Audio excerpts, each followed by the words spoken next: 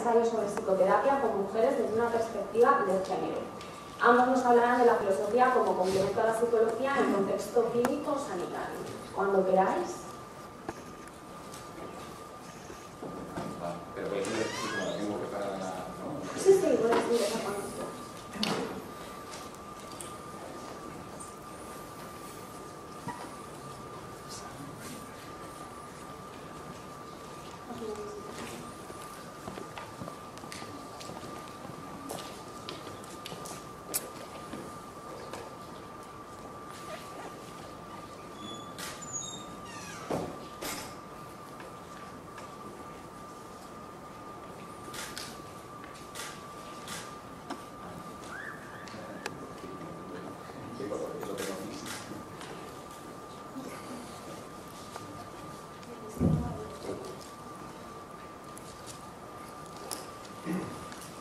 Hola, muy buenas.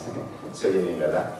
Bueno, pues muchas gracias, Elena. La verdad que os agradecemos estar aquí con una sorpresa, como os hemos comentado antes, el saber de la organización de estas jornadas y nada, pues para nosotros nos hace mucha ilusión, ¿no? El volver aquí, que es donde también estuvimos durante unos años, de hecho donde nos conocimos en su momento, Erika y yo, y conocimos a López Pascua, que ya no lo reconocía, y efectivamente pasamos aquí muy buenos momentos y nada, nos hace mucha ilusión, como digo, estar aquí.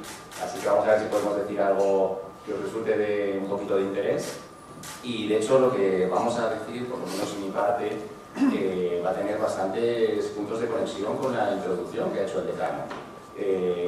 Nos hemos repartido un poquito la presentación. Yo voy a hablar de las aportaciones de la filosofía a la psicología desde una perspectiva más temática, y luego mi compañera Erika va a hablar desde una perspectiva más histórica. Entonces, bueno, sin más dilación, vamos a ir dándole al tema. He dividido mi presentación, que esperemos que sea breve las dos, para que dé tiempo un poquito a debate, preguntas, que luego siempre es lo más interesante, en tres partes. En la primera parte pienso hablar de las perspectivas filosóficas, ¿no? O las dimensiones que tiene la perspectiva filosófica, que pueden ser útiles para la psicología y en realidad para cualquier forma de conocimiento o ciencia.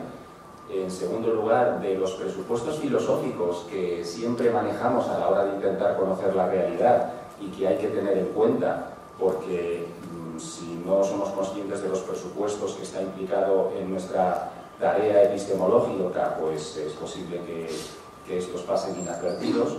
Y en tercer lugar, de problemas filosóficos, sobre todo un problema filosófico es el que quiero centrarme, que subyace en concreto a la psicología, y que además, como intentaré explicar, es lo que, a mi juicio al menos, ocasiona esa confusión constitucional de la propia psicología, a la que también ha hecho referencia el decano, ¿no? El hecho de que no terminemos de tener claro qué es exactamente la psicología, de qué va la psicología, cuál es su objeto de estudio, cuál es su método de análisis de su realidad.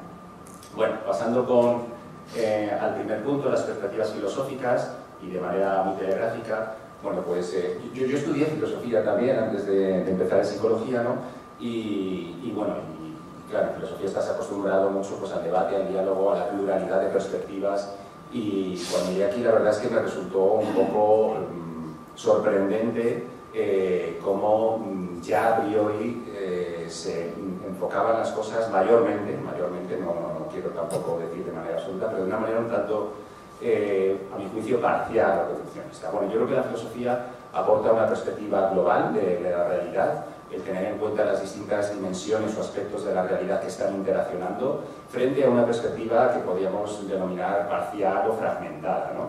Porque las cosas no son totalmente independientes, sino que interaccionan, no sé, lo físico con lo mental, lo individual con lo social, etcétera, etcétera, ¿no? Yo creo que la filosofía siempre intenta mantener esa mirada global de la realidad que integre los distintos aspectos o perspectivas de la misma. En segundo lugar, creo que la filosofía siempre ha intentado o ha hecho gala de intentar tener un conocimiento radical o una perspectiva radical sobre aquello que estudia, ¿no? Ir un poco a la esencia o a la raíz última o los fundamentos primeros de las cosas, no contentarse con respuestas apresuradas o provisionales. En ese sentido se opondría, digamos, a una mirada, a una perspectiva más coyuntural o circunstancial, ¿no? Digamos que es distinguir lo accesorio, lo circunstancial, lo contingente de lo que es necesario, esencial, permanente y fundamental en cada asunto.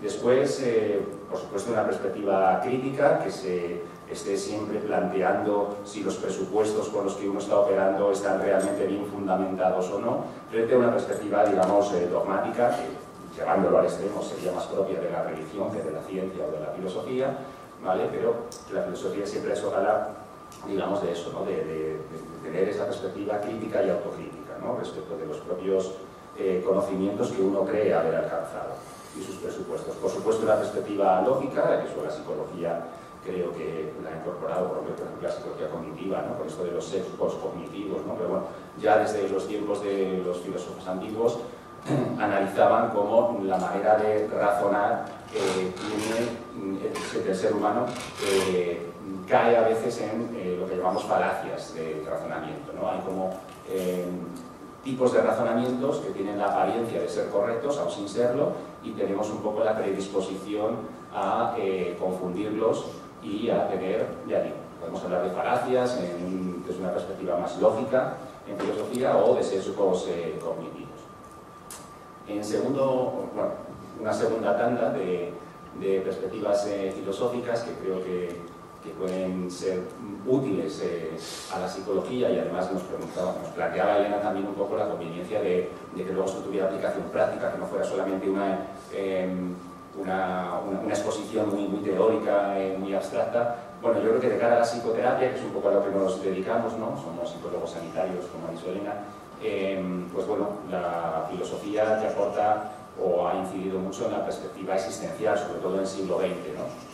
Es decir, en aspectos fundamentales, a nosotros en psicoterapia nos parecen fundamentales, como son el sentido de la vida, tanto a nivel cotidiano como a nivel global, el problema de la libertad, el problema de la soledad, que son el problema de la muerte, ¿no? Son todos ellos, en un sentido filosófico podríamos llamarlos existenciarios o categorías existenciales que todo ser humano pues bueno, le constituyen y atraviesan desde el principio hasta el final de su vida, de su existencia, que tenemos que lidiar con ellos y que dejarlos de lado, pues es a nuestro juicio dejar de lado algo fundamental y constitutivo de lo que es el ser humano, ¿no? También la perspectiva ética o moral, dado que muchas veces nos encontramos con que en psicoterapia muchos de los conflictos psicológicos son o tienen, desde luego, una fuerte dimensión ética de trasfondo. Y conviene también abordarlos desde esa perspectiva, ¿no? Y explicitarlos. Lo mismo con la siguiente dimensión, la dimensión social. Es decir, muchos de los conflictos psicológicos que plantean los individuos son, hasta cierto punto, no se puede esto generalizar, que duda cabe, pero hasta cierto punto son internalizaciones de conflictos sociales que vivimos. Conflictos sociales resultados de estructuras y, por ejemplo, vivimos en una sociedad donde la desigualdad económica es flagrante y eso genera situaciones muy angustiosas para poder incluso casi subsistir en algunos individuos que lógicamente pues, generan ansiedad, depresión, etcétera, etcétera, ¿no?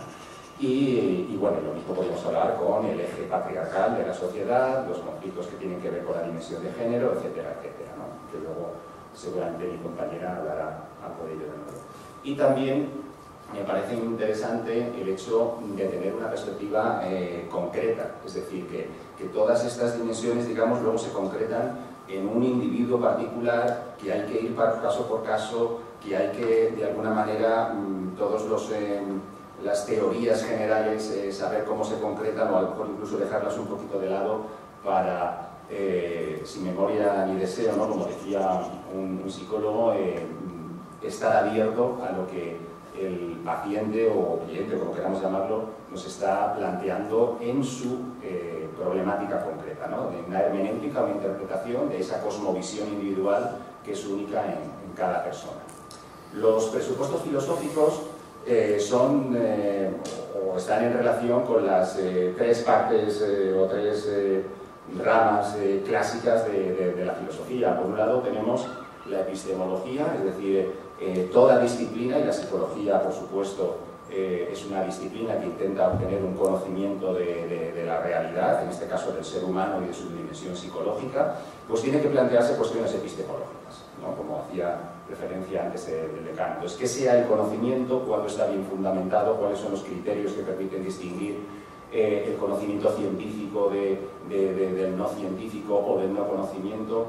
Que sea un conocimiento propiamente psicológico, frente a todos, son cuestiones que no por no abordarlas desaparecen. Lo único que, bueno, trabajamos con presupuestos inadvertidos y luego, claro, a veces nos encontramos con paradojas o contradicciones como resultado, ¿no? Luego también la dimensión de la ontología, es decir, hay un presupuesto siempre de qué es la realidad, qué es lo real, y dentro de la realidad qué somos nosotros los propios seres humanos, ¿no? Entonces, la dimensión de la ontología y la antropología. Y por último, la dimensión ética o política, ¿no? También tenemos que manejar, obviamente, cuestiones vinculadas con los valores, con la dimensión social de la realidad. El individuo no se puede descontextualizar, sino que siempre el comportamiento de cualquier sujeto va a estar en relación bastante directa con su entorno, tanto a nivel micro como a nivel macro.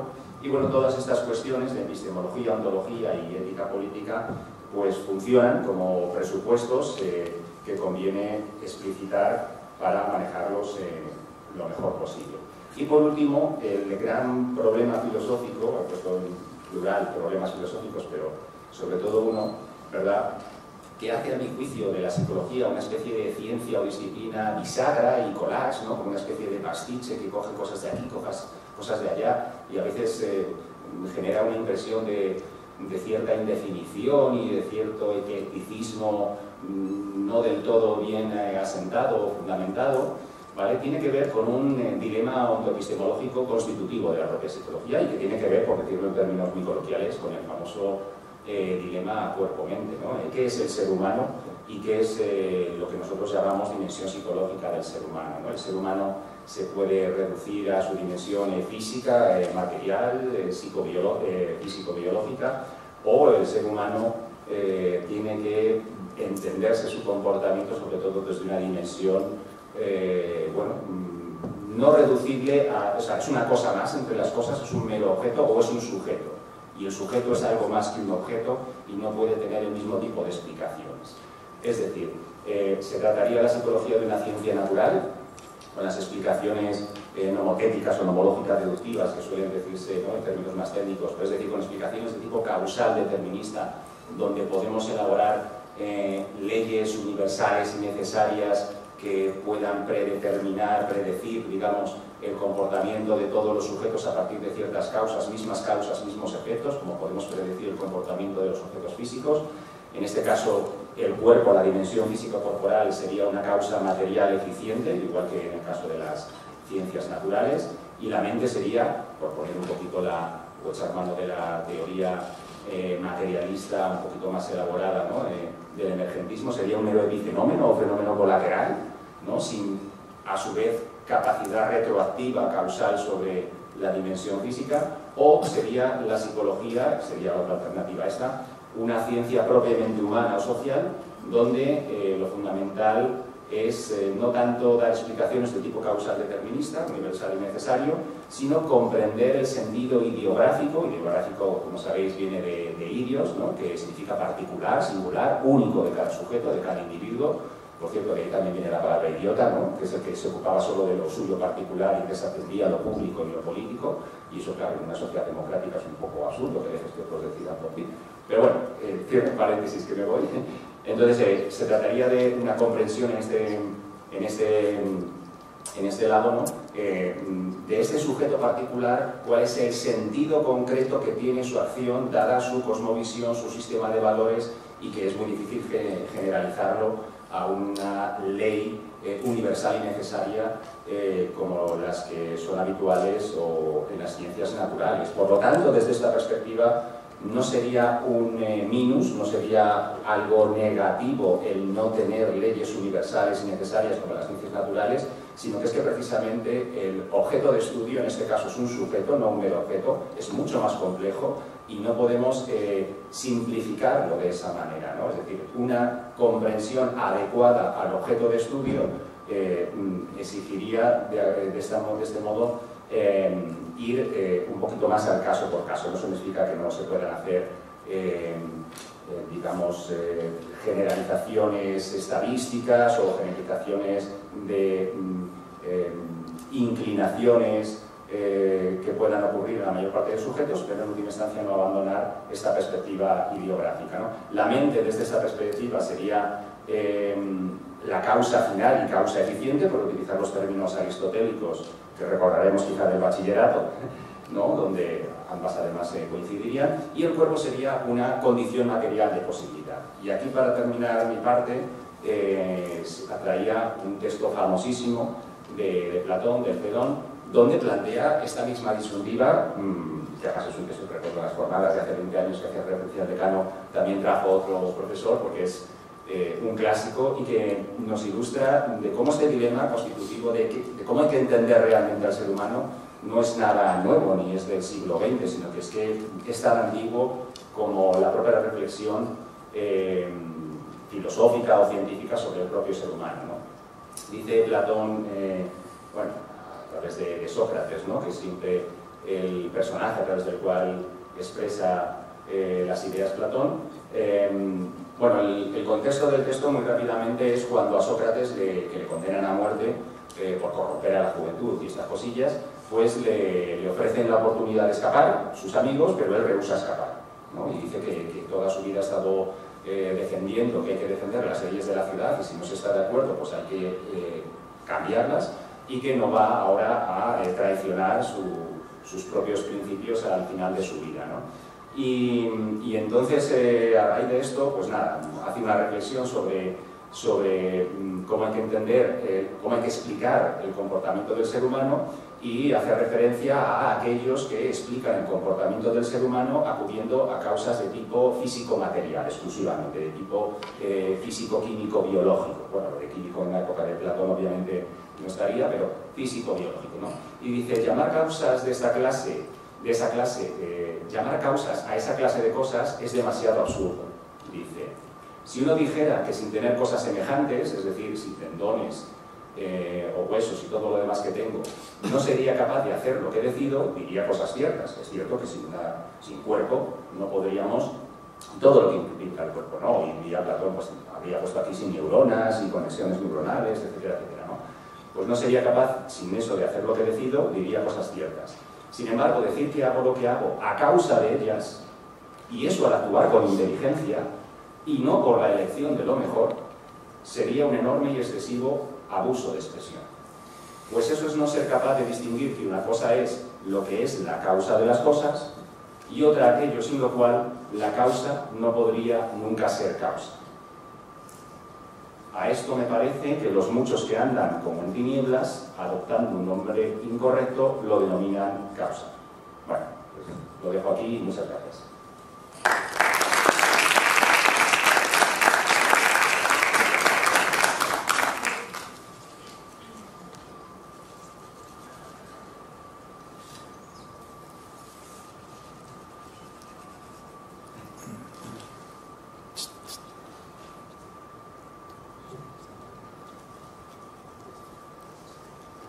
Bueno, buenos días a todas y a todos. En primer lugar, quería agradecer la invitación a la Facultad de Psicología y en particular a Elena, que nos haya invitado a estas jornadas, y agradecer también a todas vosotras y todos vosotros la asistencia a esta charla.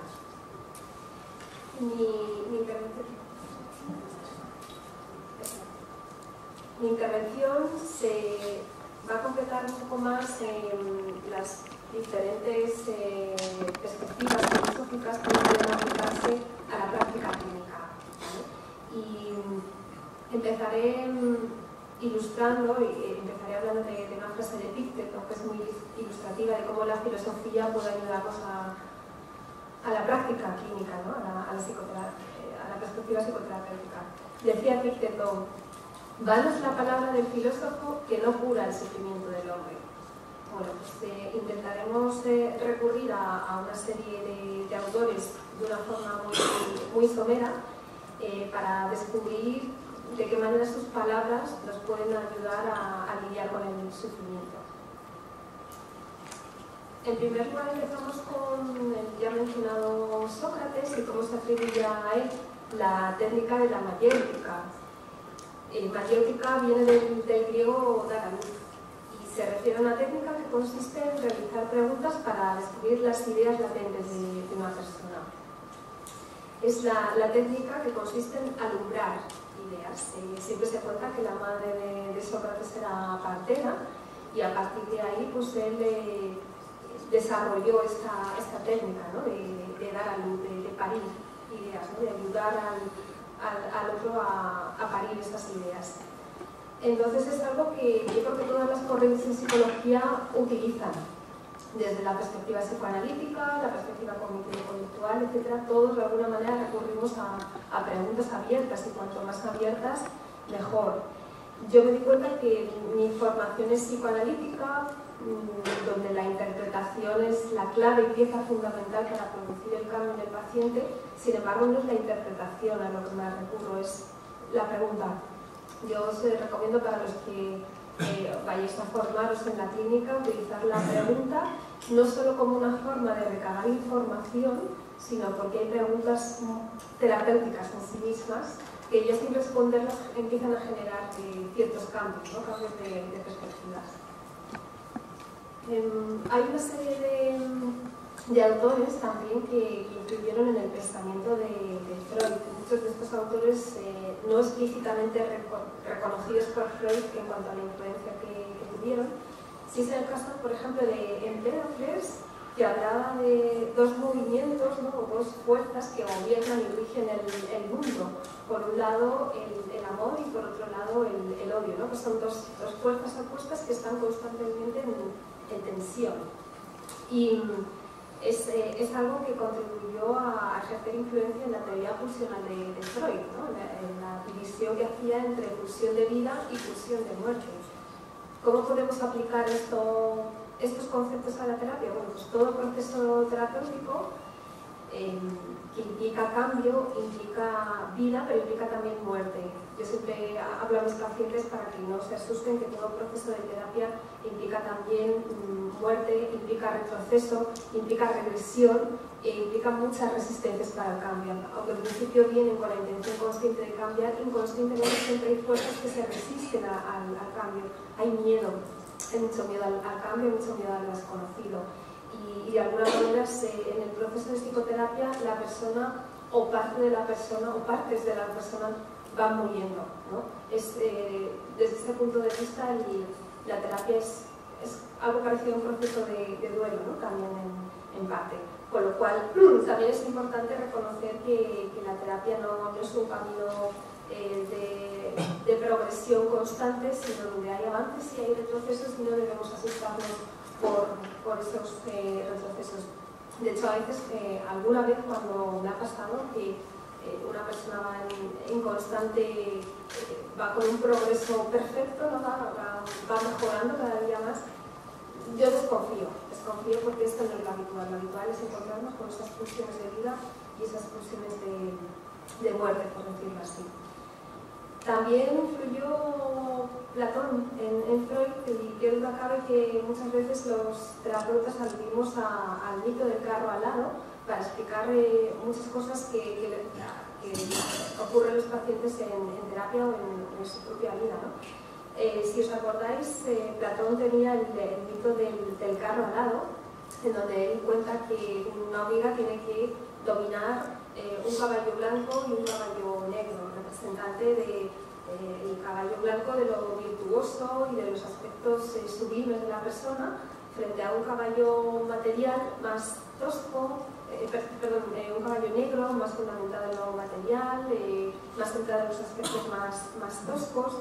Y esto, bueno, pues tiene un recuerdo bastante a la segunda tópica de Freud, ¿no? Cuando él hacía esa clasificación tripartita entre el ello y el yo y el superyo. El yo es el auriga, que tiene que dominar el ello, que es principio de placer, que nos invita constantemente al placer, a satisfacer las necesidades más básicas, ¿no?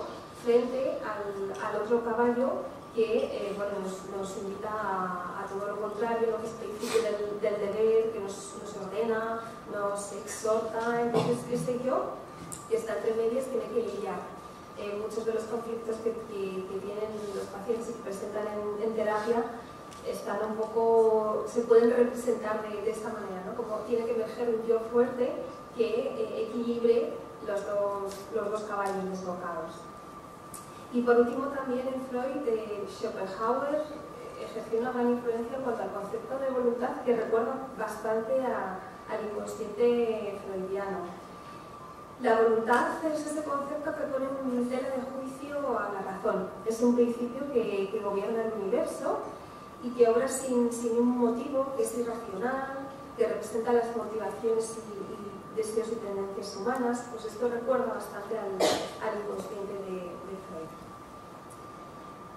Tenemos también repercusiones en Maslow, ya sabéis que es uno de los representantes de la psicología humanista, y en el caso de Aristóteles y sus tres funciones del alma, si recordáis la vegetativa, la sensitiva y la racional, recuerda bastante a la pirámide de Maslow, que todos aquí habéis estudiado, ¿no?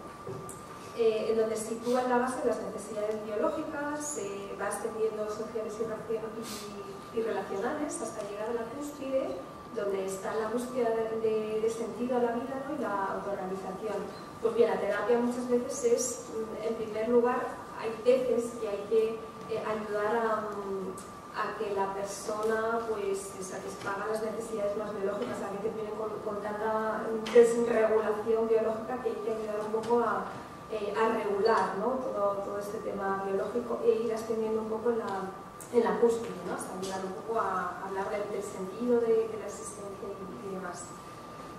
También esto nos recuerda bastante a Epicuro, ¿no? Que hablaba de placer, pero distinguía entre placeres materiales y placeres más espirituales relacionados con la autorrealización. El estoicismo también es una de las corrientes filosóficas que ha influido, como vosotras ya sabréis, en la psicología cognitiva, ¿no? Tenemos frases de Epicteto tan ilustrativas como que no son los eventos externos los que nos afectan, los que nos perturban, sino cómo interpretamos estos acontecimientos externos, ¿no? Entonces aquí vemos ya claramente una idea de cómo todo está mediado por estructuras mentales, ¿no? La importancia de cómo interpretamos nuestra realidad.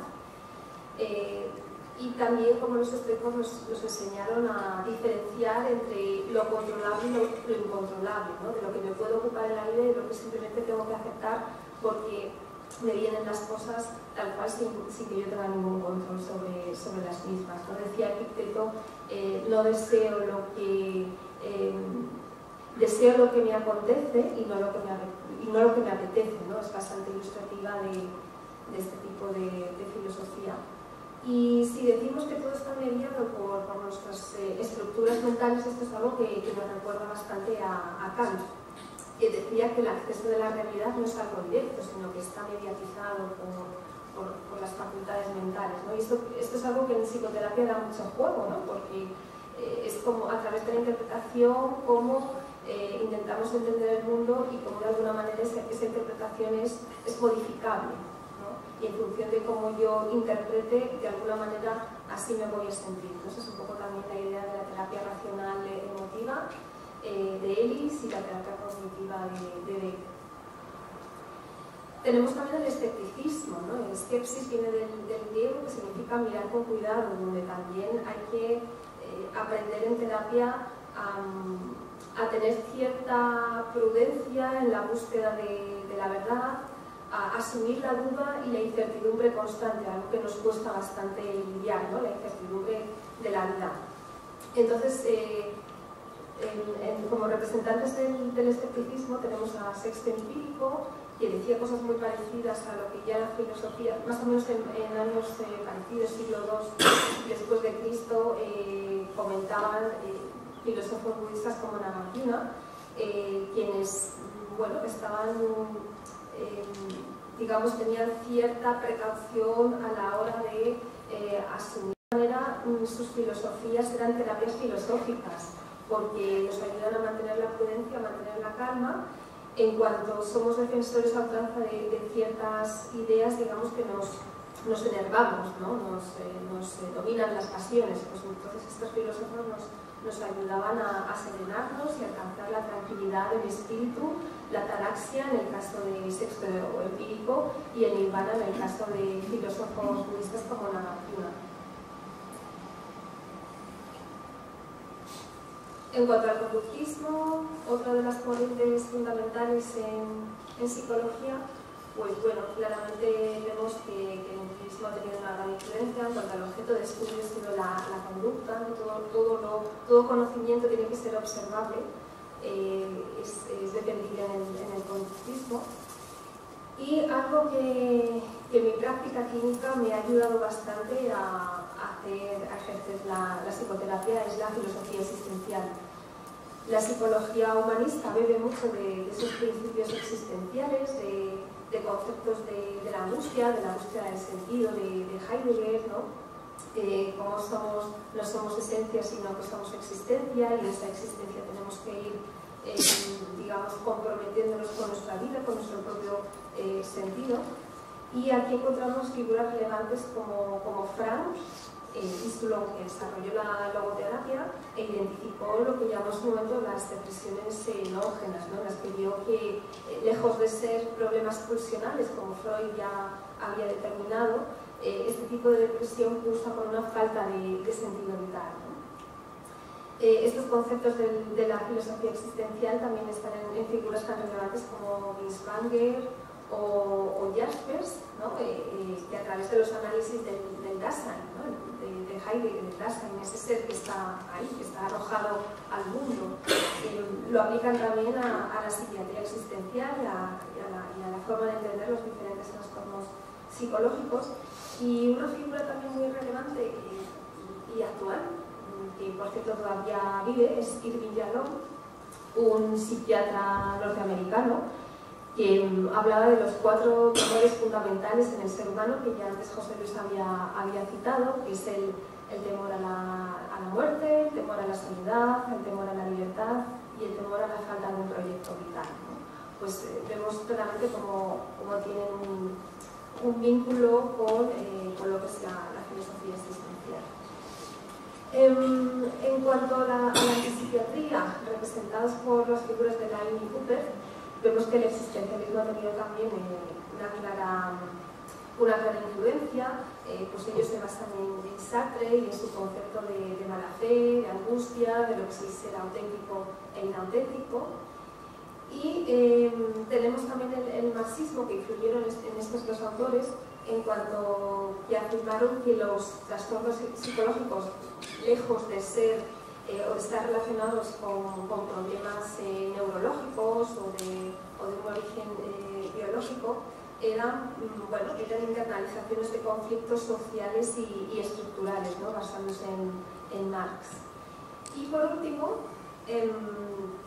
yo creo que es importante que incorporemos en nuestra práctica psicoterapéutica una perspectiva de género, y me parece fundamental porque muchos de los conflictos psicológicos que aquejan a tanto mujeres como hombres de forma desigual es un sistema patriarcal, ¿no? El sistema patriarcal nos enferma, ¿no? Nos hace enfermar, entre comillas. En el caso de las mujeres de una forma particular, es algo que abordo, comentaba antes Elena, el libro que recientemente he publicado, en el síntoma patriarcal, donde hablo también de casos clínicos reales, donde se muestra de qué manera el factor social, de qué manera el sistema patriarcal contribuye a que las mujeres presenten determinados trastornos psicológicos, ¿no? Intento explicar por qué las mujeres son siempre las que engrosan las estadísticas de depresión, ansiedad, etcétera, ¿no? Con lo cual es fundamental también entender cómo la perspectiva social influye a la hora de entender los trastornos psicológicos, incluso a la hora también de abordarlos. Por mi parte, nada más ha ido bastante rápido, pero bueno, yo creo que lo interesante también es tener unos minutos de debate para que planteéis todas las preguntas y cuestiones que queráis. Así que por mi parte, nada más. Muchas gracias.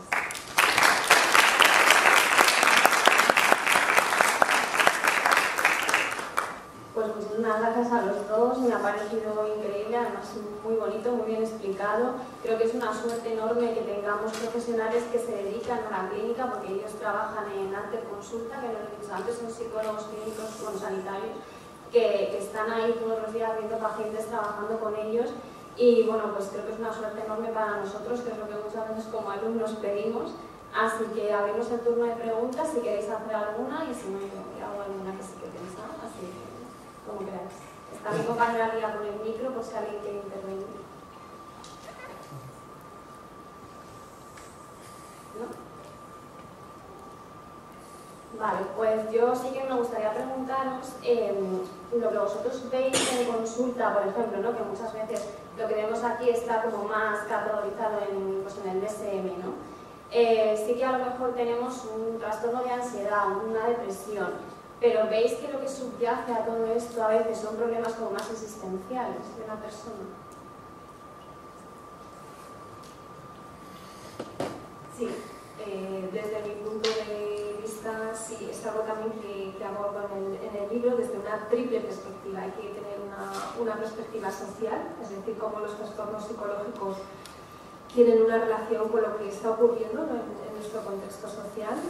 Una perspectiva psicológica, lógicamente, porque son los individuos los que padecen estos trastornos psicológicos, pero hay una dimensión existencial de la que no se habla, porque muchos de los trastornos psicológicos están encubriendo fundamentalmente angustia de muerte. Esto es algo que no se habla, pero de alguna manera siempre nos topamos con la muerte. Una y otra vez. Esto, claro, ¿quién lo ha abordado? Pues los psicólogos existencialistas, los filósofos existenciales, ¿no? Desde Kierkegaard, Heidegger con su concepto de angustia de muerte. A mí esto es algo que me ha ayudado muchísimo, como decía antes, a entender a los pacientes.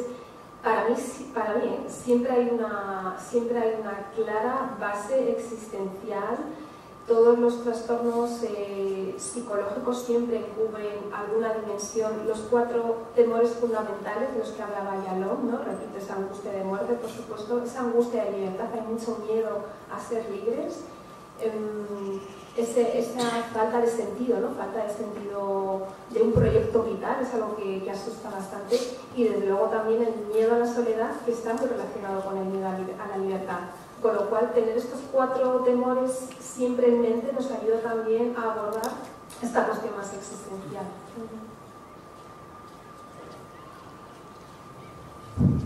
Sí, yo estoy totalmente de acuerdo. Porque siempre están interrelacionadas, ¿no? Las distintas dimensiones. Siempre hay un trasfondo de tipo ontológico o antropológico general, existencial, llamémoslo como queramos. Siempre está presente la dimensión cultural, social, y luego siempre está presente un poco el itinerario biográfico concreto de cada persona. Y todo eso se entremezcla. Entonces tienes que ir viendo en cada caso un poco de qué manera está entremezclado y dónde conviene a lo mejor poner más el acento o llevar un poco la línea de intervención, ¿no? O sea, no es que tampoco se trabaje solo la dimensión existencial y tal, ¿no? Sino que muchas veces es cómo eso se ha ido concretando, cómo la persona ha ido resolviendo esos conflictos que son inherentes a todo ser humano, que todo ser humano tiene que afrontar, pero lo hacemos dentro de unos parámetros culturales concretos y además dentro de una familia y un itinerario biográfico concreto, ¿no? Entonces eso es un poquito la madeja que hay que desenredar. Respecto de las etiquetas diagnósticas, claro, sabéis que el manual del DSM o sea, la psiquiatría es una excepción dentro de la medicina. Todas las diagnósticos médicos son diagnósticos etiológicos, es decir, por la causa, no por los síntomas. La psiquiatría es justo la excepción, donde los diagnósticos se hacen solamente por los síntomas y no se entra en las causas, ¿no? En fin, sería muy interesante y largo entrar en esa anomalía, ¿no? Tiene interés las etiquetas diagnósticas, tiene interés tanto de cara a la investigación psicopatológica, estadística, epidemiológica, etcétera, etcétera, también de cara a la terapia, y luego además tiene interés porque a la gente le alivia mucho la angustia de no saber, de la incertidumbre de qué es lo que tengo, qué es lo que tengo. Entonces le pones un nombre y somos como los niños. Cuando a los 2 años preguntan qué son las cosas, le dices el nombre de la cosa y cree el niño que sabiendo el nombre ya conoce la cosa misma. Es una ilusión, pero de adultos seguimos un poco igual. Entonces alivia un poco esa angustia de la incertidumbre de qué es lo que me pasa. Bueno, tiene un nombre, entonces se sabe, así en abstracto, ¿no?, qué es lo que me pasa, ¿no? Pero más allá de eso yo siempre planteo, en última instancia, lo que te pasa es tu vida. Y que eso son etiquetas que nos sirven para orientarnos un poquito en los síntomas y demás, pero que tenemos que ver un poco en tu caso concreto a qué obedece, cómo se han desarrollado y cómo podemos abordarlo. Entonces tiene un interés, pero a juicio un poquito limitado. Luego de cara a cuestiones legales, de seguros médicos y tal, pues claro, hay que hacer informes y hay que seguir el TSM y estas historias. Sí.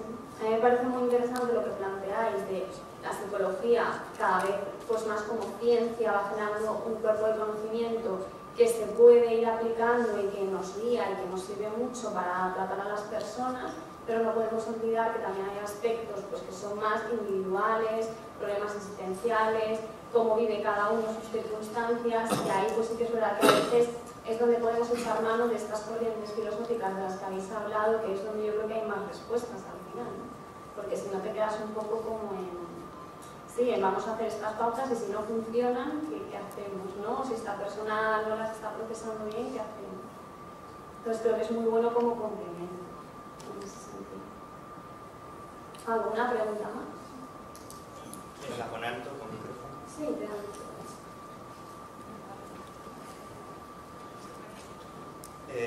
Sí, no, sí, no. Bueno, se oye, sí.